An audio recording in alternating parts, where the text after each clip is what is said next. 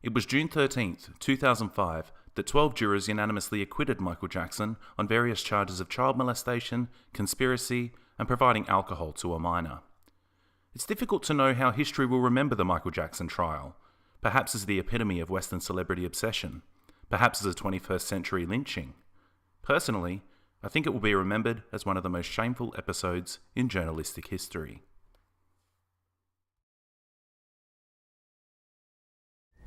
In the last few weeks, a large amount of ugly, malicious information has been released into the media about me. The information is disgusting and false. It's not until you find yourself digging through newspaper archives and rewatching hours of TV coverage that you truly understand the magnitude of the media's failings. It was industry-wide.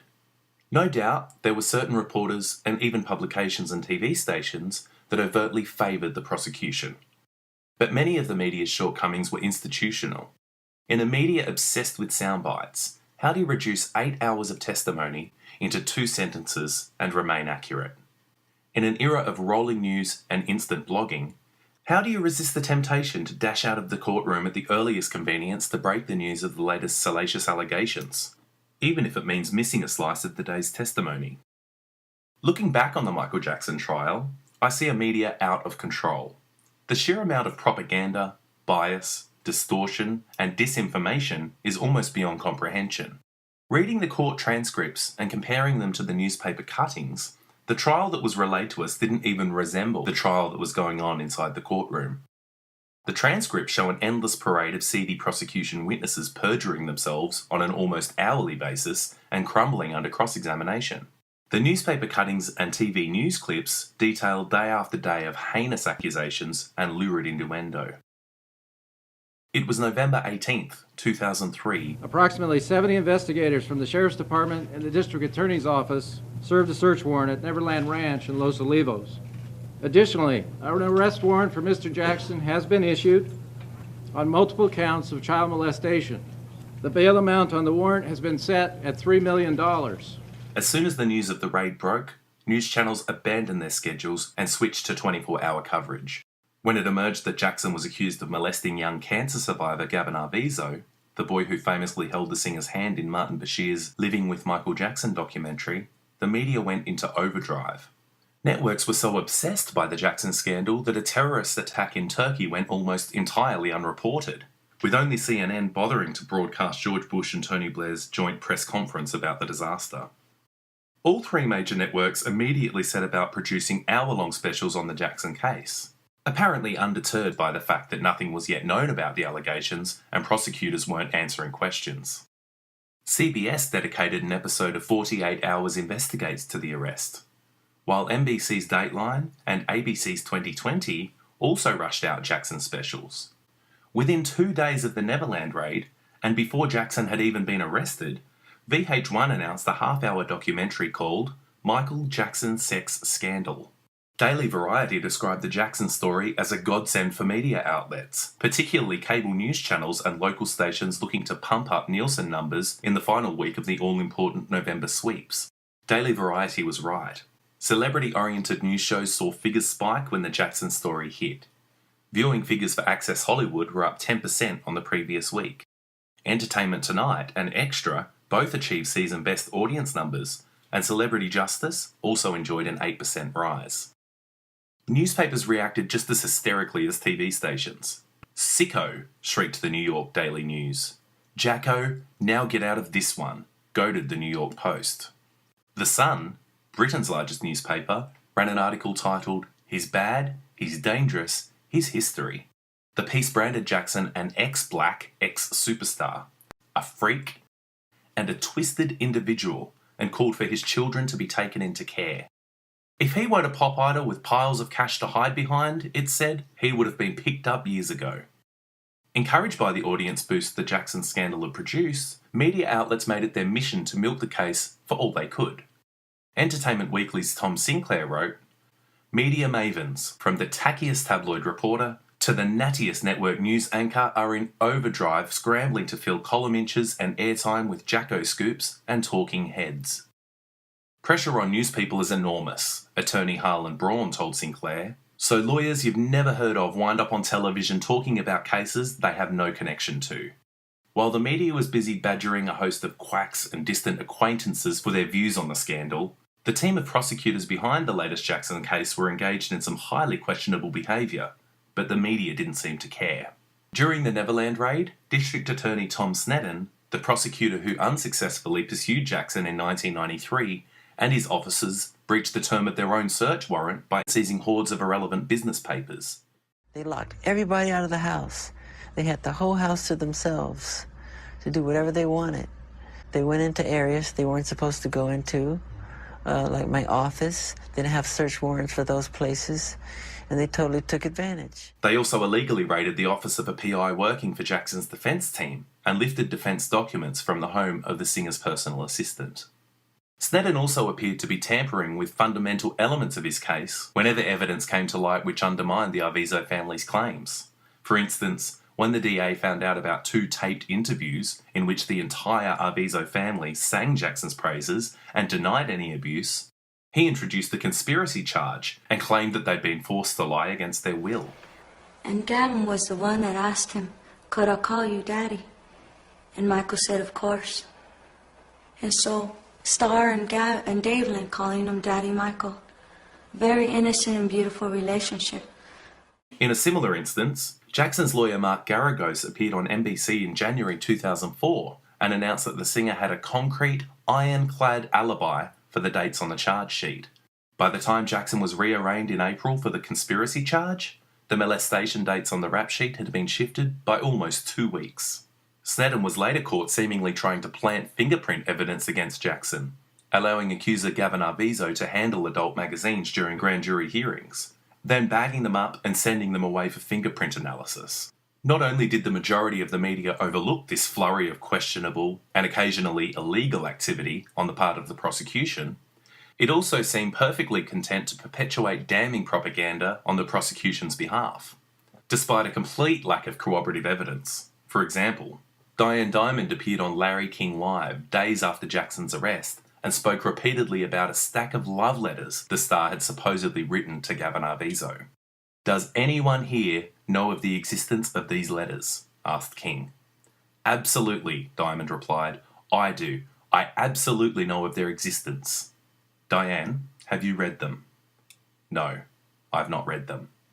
Diamond admitted that she'd never even seen the letters, let alone read them, but said she knew about them from high law enforcement sources. But those love letters never materialised. When Diamond said she absolutely knew of their existence, she was basing her comments solely on the words of police sources. At best, the police sources were parroting the Arvizo's allegations in good faith. At worst, they'd concocted the story themselves to sully Jackson's name. Either way, the story went around the world with not a shed of evidence to support it. It was over a year between Jackson's arrest and the beginning of his trial, and the media was forced to try and pad out the story for as long as they could in the interim.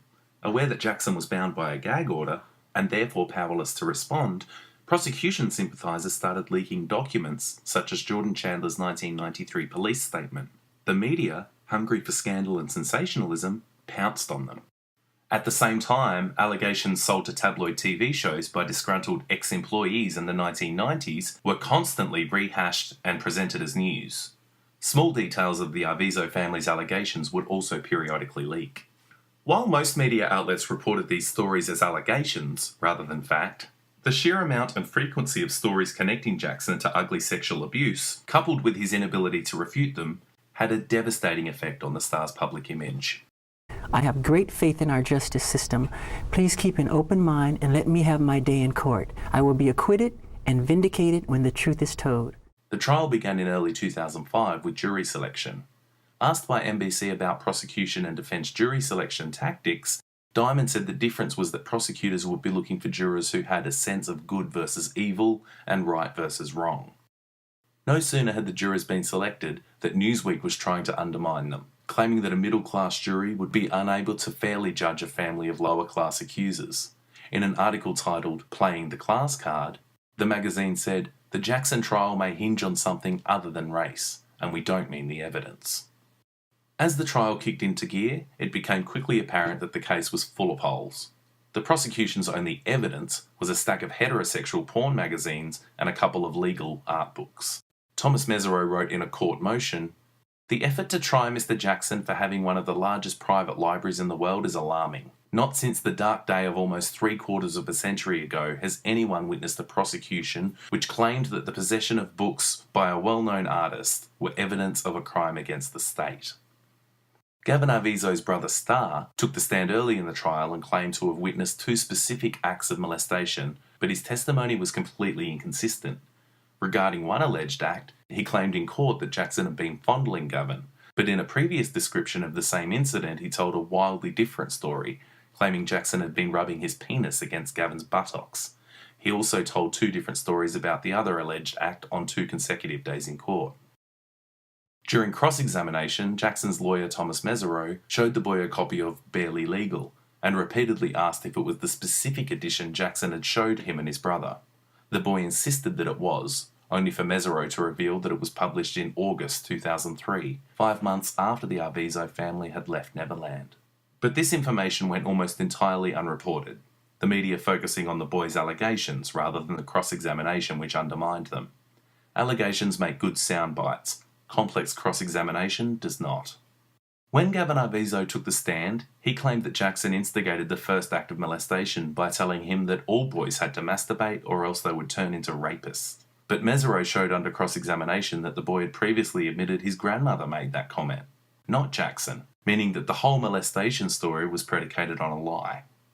Under cross-examination, the boy severely undermined the prosecution's conspiracy charge by claiming he'd never felt afraid at Neverland and he'd never want to leave. His accounts of the alleged molestation also differed from his brother's. Unfortunately for Jackson, Gavin Arvizo's cross-examination was all but ignored as newspapers giggled and gossiped about what became known as Pajama Day. On the first day of the boy's direct examination, Jackson slipped in his shower, bruising his lung, and was rushed to hospital. When Judge Rodney Melville ordered a breach warrant for Jackson's arrest unless he arrived within an hour, the singer sped to the courthouse in the pajama trousers he'd been wearing when he was rushed to hospital. The photographs of Jackson in his pajamas went all over the world, often with no mention of Jackson's injury or the reason he was wearing them. Many journalists accused Jackson of faking the entire event in order to gain sympathy, although sympathetic is the last word you'd use to describe the media's reaction. The incident didn't stop the media from sending Gavin Arvizo's lurid allegations around the world the following day. Some outlets even ran the boy's testimony as fact rather than conjecture. He said if boys don't do it, they might turn into rapists. Cancer boy Gavin tells court of Jacko's sex, wrote the Mirror. But the boy's cross-examination was another story. It went almost entirely unreported. Instead of stories about Gavin Arvizo's lies and the 2 brothers' contradictory allegations, newspapers were filled with snarky opinion pieces about Jackson's pajamas, even though Pajama Day had been days previously. Thousands of words were dedicated to whether or not Jackson wore a wig, and The Sun even ran an article attacking Jackson for the accessories he pinned to his waistcoats every day. It seemed like the press would write anything to avoid discussing the boy's cross-examination, which severely undermined the prosecution's case. This habit of reporting lurid allegations but ignoring the cross-examination which discredited them became a distinct trend throughout Jackson's trial. In an April 2005 interview with Matt Drudge, Fox columnist Roger Friedman explained, "What's not reported is the cross-examination of these witnesses is usually fatal to them." He added that whenever anybody said anything salacious or dramatic about Jackson, the media went running outside to report on it and missed the subsequent cross-examination. Drudge agreed, adding, "You're not hearing how witness after witness is disintegrating on the stand. There is not one witness, at least lately, that hasn't admitted to perjuring themselves in previous proceedings, either in this case or in some other case." This alarming trend of ignoring cross-examination was perhaps most apparent in the media's coverage of Kiki Fournier's testimony. Under direct examination by the prosecution, Fournier, a Neverland housekeeper, testified that when at Neverland, children often became unruly, and she had sometimes seen children so hyperactive that they could, feasibly, have been intoxicated. The media scurried outside to report this apparent bombshell and missed one of the most significant pieces of testimony in the entire trial. Under cross-examination by Thomas Mesereau, Fournier said that during the Arvizo family's final weeks at Neverland, the period which the molestation supposedly happened, the 2 boys' guest rooms had been constantly messy, leading her to believe that they had been sleeping in their own quarters all along, not Michael Jackson's bedroom. She also testified that Starr Arvizo had once pulled a knife on her in the kitchen, explaining that she did not feel it had been intended as a joke and that she thought he'd been trying to assert some sort of authority. In a devastating blow to the prosecution's increasingly hilarious conspiracy charge, Fournier laughed at the idea that anybody could be held prisoner at Neverland Ranch, telling the jurors that there was no high fence around the property and the family could have walked out at any time with ease. When Gavin and Starr's mother, Janet Arvizo, took the stand, Tom Sneddon was seen with his head in his hands. She claimed that a videotape of herself and her children praising Jackson had been scripted word for word by a German man who barely spoke English. In outtakes, she was seen singing Jackson's praises and looking embarrassed and asking if she was being recorded. Oh, we're on camera? Yeah. Oh. We are? Yeah, I said rolling. Oh, God! She said that had been scripted too. She claimed she'd been held hostage at Neverland, even though logbooks and receipts showed she'd left the ranch and returned on 3 occasions during the period of, quote, captivity. It became apparent she was currently under investigation for welfare fraud. Even the prosecutor said she may have committed perjury in certain of her applications. And had also been falsely obtaining money on the back of her son's illness, holding benefits to pay for his cancer treatments when he was already covered by insurance. Even the most ardent of prosecution supporters had to admit that Janet Arvizo was a disastrous witness for the state, except Diane Diamond, who in March 2005 seemed to use Janet Arvizo's welfare fraud, which she was convicted of in the wake of Jackson's trial, as roundabout proof of Jackson's guilt, singing off a New York Post article with the gobsmacking line, "Pedophiles don't target kids with Aussie and Harriet parents." Watching their case crumble before their eyes, the prosecution applied to the judge for permission to admit evidence of prior bad acts. Permission was granted. Prosecutors told the jury they would hear evidence of 5 former victims. But those 5 former cases turned out to be even more laughable than the Arvizo's claims. And the judge did something I've never seen happen in a case like this. With respect to 3 of those alleged 5 victims, they put on 3 guards who had worked at Neverland to say they saw these 3 people molested. And the 3 people they say they saw molested, they were my first 3 witnesses. They came in and said they were never touched. Roger Friedman complained in an interview with Matt Drudge. When Thursday started, that first hour was this guy Ralph Cacone, who had worked at the ranch as a security guard. He told the most outrageous story. It was so graphic, and of course everybody went running outside to report on it.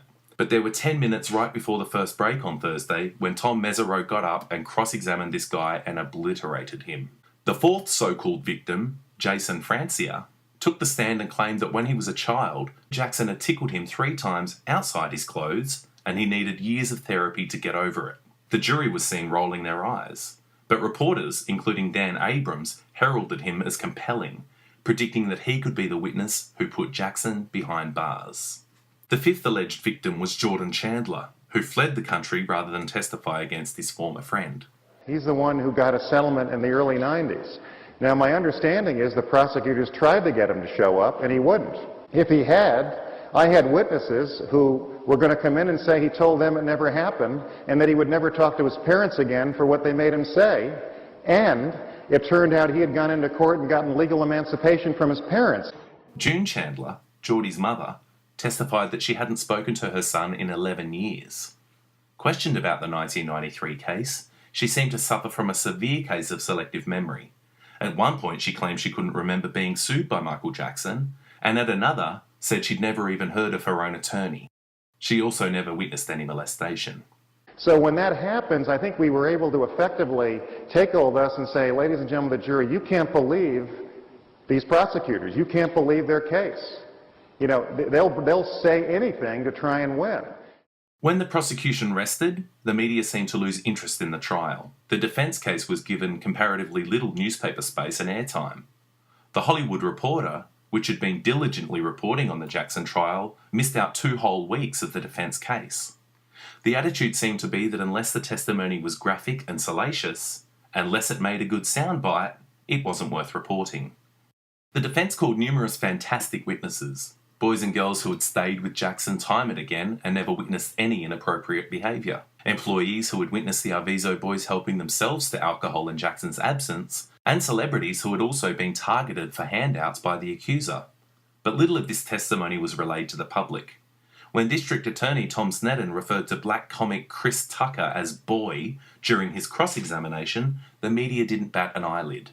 When both sides rested, the jurors were told that if they found reasonable doubt, they had to acquit. Anybody who had been paying attention to the proceedings could see that the doubt was so far beyond reasonable it wasn't even funny. Almost every single prosecution witness either perjured themselves or wound up helping the defence. There wasn't a shred of evidence connecting Jackson to any crime, and there wasn't a single credible witness connecting him to a crime either. But that didn't stop journalists and pundits from predicting guilty verdicts. CNN's Nancy Grace leading the way. And I will eat crow if they don't get this guy on something. Defence attorney Robert Shapiro, who had once represented the Chandler family, stated with certainty on CNN, he's going to be convicted. The hysteria of the fans outside the courthouse was mirrored by that of the reporters who secured seats inside, who were so excitable that Judge Rodney Melville ordered them to restrain themselves. The media worldwide were out to get Michael Jackson. The kind of copy that his being convicted, remanded to jail, the build-up to a sentencing, which would have been the biggest sentencing in world history, was something they wanted. You know, this was big, big business. They were doing everything they could to spin a conviction. When the jury delivered 14 not guilty verdicts, the media was humiliated, Mesereau said in a subsequent interview. We, the jury, in the above entitled case, find the defendant not guilty of a lewd act upon a minor child. Media analyst Tim Rutten later commented, so what happened when Jackson was acquitted on all counts? Red faces? Second thoughts? A little soul-searching, perhaps? Maybe one expression of regret for the rush to judgment? In a post-verdict news conference, Sneddon continued to refer to Gavin Arvizo as a victim and said he suspected the celebrity factor had impeded the jury's judgment, a line many media pundits swiftly appropriated as they set about undermining the jurors and their verdicts. Within minutes of the announcement, Nancy Grace appeared on court TV to allege that the jurors had been seduced by Jackson's fame and bizarrely claimed that the prosecution's only weak link had been Janet Arvizo. She said, "But you know what? I'm also not surprised. I thought that celebrity is such a big factor. When you think you know somebody, when you've watched their concerts, listened to their records, read their lyrics, believed they were coming from somebody's heart, Jackson is very charismatic. Although he never took the stand, that had an effect on this jury." Over on Fox News, Wendy Murphy labelled Jackson the Teflon molester and said that jurors needed IQ tests. She later added, "They basically put targets on the back of all, especially highly vulnerable kids that will now come into Michael Jackson's life." Legal analyst Jeffrey Toobin told CNN that he thought the prior bad acts testimony had been effective evidence, even though various boys at the heart of the testimony had taken the stand as defence witnesses and denied ever being molested. Only Robert Shapiro was dignified in the face of the verdicts, telling viewers that they should accept the jurors' decision because the jurors were from a very conservative part of California, and if they had no doubt, none of us should have any doubt. The following day on Good Morning America, Diane Sawyer upheld the notion that the verdict had been influenced by Jackson's celebrity status. "Are you sure?" she pleaded. "Are you sure this gigantically renowned guy walking into the room had no influence at all?" The Washington Post commented, "An acquittal doesn't clear his name, it only muddies the water." Both the New York Post and New York Daily News ran with the snide headline, "Boy oh boy." In her final New York Post article about the trial, Diane Dimond bemoaned the not guilty verdict, saying that it left Michael Jackson untouchable. She wrote, "He walked out of court a free man, not guilty on all counts. But Michael Jackson is so much more than free. He now has carte blanche to live out his life any way he wants, with whomever he wants, because who would ever try and prosecute Michael Jackson now?" In Britain's Sun newspaper, celebrity rent-a-gob and talking head extraordinaire Jane Moore penned an article titled, "If the jury agree Janet Arvizo is a bad mum, and she is, how did they let Jackson off?" It began, "Michael Jackson is innocent. Justice has been done." Or so the Looney Tunes gathered outside the courthouse would have us believe. She went on to question the jurors' mental capacity and dismiss the American legal system as half-baked. "Nothing and no one truly emerges as a winner from this sorry mess," she finished, least of all what they laughably call American justice. After the initial outrage, the Michael Jackson story slipped out of the headlines. There was little analysis on the not guilty verdicts and how they were reached. The money was in a conviction. The story was over. There were no apologies and no retractions. There was no scrutiny, no inquiries or investigations. Nobody was held to account for what was done to Michael Jackson. The media was content to let people go on believing their heavily skewed and borderline fictitious account of the trial. When Michael Jackson died, the media went into overdrive again. What drugs had killed him? How long had he been using them? Who had prescribed them? What else was in his system? How much did he weigh? But there was one question nobody seemed to ask. Why? Why was Michael Jackson so stressed and so paranoid that he couldn't even get a decent night's sleep unless somebody stuck a tube full of anaesthetic in his arm? I think the answer can be found in the results of various polls conducted in the wake of Michael Jackson's trial. A poll conducted by Gallup in the hours after the verdict showed that 54% of white Americans and 48% of the overall population disagreed with the jury's decision of not guilty. The poll also found that 62% of people felt that Jackson's celebrity status was instrumental in the verdicts. 34% said they were saddened by the verdict, and 24% said they were outraged. In a Fox News poll, 37% of voters said the verdict was wrong, while an additional 25% said celebrities buy justice. A poll by People Weekly found that a staggering 88% of readers disagreed with the jury's decision. The media did a number on its audience, and it did a number on Jackson. After battling his way through an exhausting and horrifying trial, riddled with heinous accusations and character assassinations, Michael Jackson should have felt vindicated when the jury delivered 14 unanimous not guilty verdicts. But the media's irresponsible coverage of the trial made it impossible for Jackson to ever feel truly vindicated. The legal system may have declared him innocent, but the public, on the whole, still thought otherwise. Allegations which were disproven in court went unchallenged in the press. Shaky testimony was presented as fact. The defence's case was all but ignored. When asked about those who doubted the verdicts, the jury replied, "They didn't see what we saw." They're right. We didn't. But we should have done. And those who refuse to tell us remain in their jobs unchecked, unpunished, and free to do exactly the same to anybody they desire. Now that's what I call injustice.